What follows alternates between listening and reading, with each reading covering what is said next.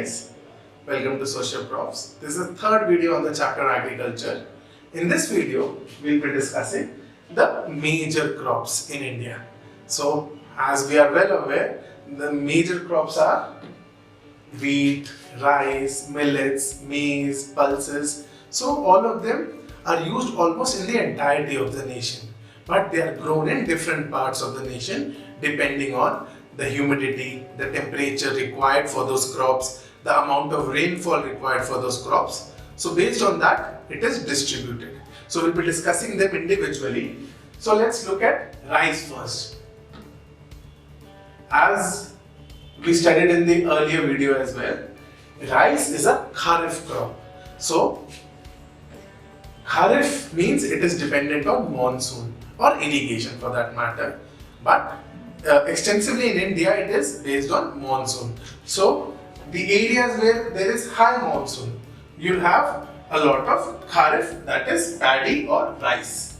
So you'll see in this near the Western Ghats, this entire coastal belt, you'll have a lot of rice. You'll have these areas which have a lot of rainfall. So this will also have a lot of rice. So Assam, northeastern India, coastal regions, then deltaic regions, wherever your Ganga, Brahmaputra, they come. So West Bengal is also is a major source for rice production. And now recently, because of green revolution, we have irrigation here. So because of that, Haryana and Punjab also produce a lot of rice. So these are some of those areas. We also have Gujarat, we have Madhya Pradesh as well. So in these areas, we have a lot of rice cultivation, because it is a kharif crop dependent on monsoon. This is the important thing to remember. So the conditions, if we have to discuss, it would be, it requires high humidity, high temperature and high amount of rainfall. So high temperature, high humidity and rainfall. Next up we have wheat. Wheat is the second most important food crop after rice. So wheat is primarily grown in North India, as we discussed in the previous video as well. So wheat is a rabi crop. Rabi crop is a winter crop, so it requires cold growing season.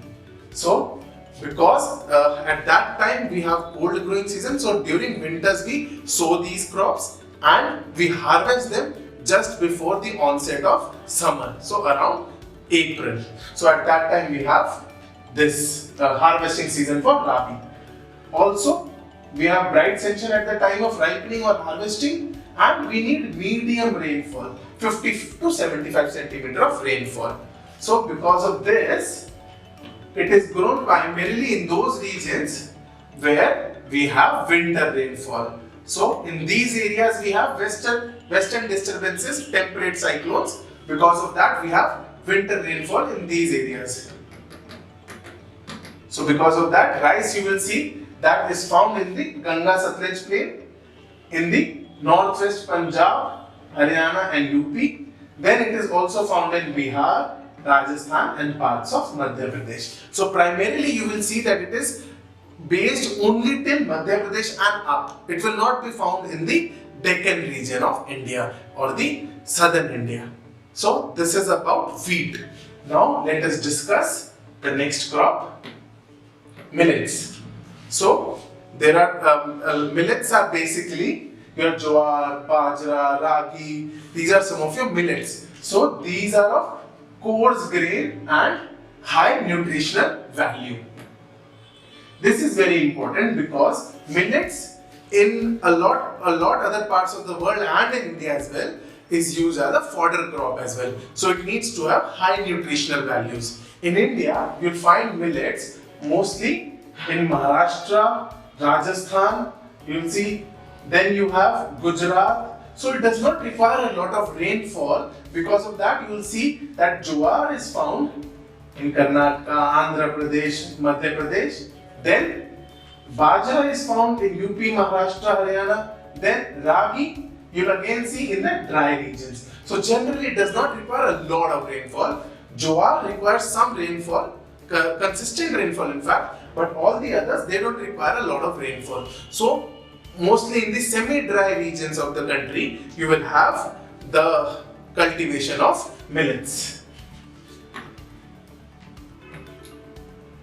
Then we have our maize. Maize is both a food crop as well as a fodder crop. So this is primarily a kharif crop.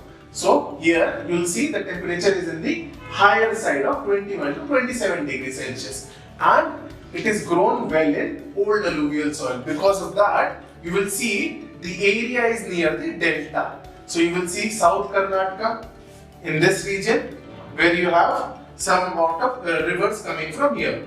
Then you have North Uttar Pradesh where just yet you have the old alluvial from the rivers coming from Himalayas. So here you have your North UP, then you have Central Madhya Pradesh and Bihar. So because of this, because of the old alluvial soil, you will see the production is primarily related near the delta or just near the beginning of the plains, right next to the mountains. So this is the regions where you can find your maize.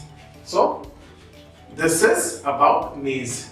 Now let's move on to pulses. Pulses is one of the most important crops for India because it is a high protein for vegetarian diet. The non-vegetarian diet you can get protein from meat, fish, but for a vegetarian diet, pulses are really important to provide protein. Because of that, it is really important.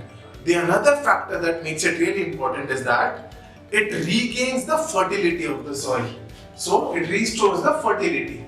So you can see here that it is a leguminous crop, and leguminous crops helps restore the soil fertility by restoring nitrogen. So all your dals, they are really important to restore fertility. So regions of Madhya Pradesh, UP, Rajasthan which consume a lot of pulses, they are the ones which cultivate a lot of pulses as well. So your major pulses, we all know all the dals, tur, arad, moong, masoor, peas and gram.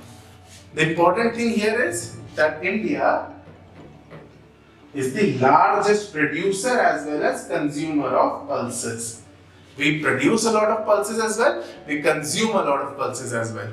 So these are all the 5 major crops that are seen in Indian agriculture.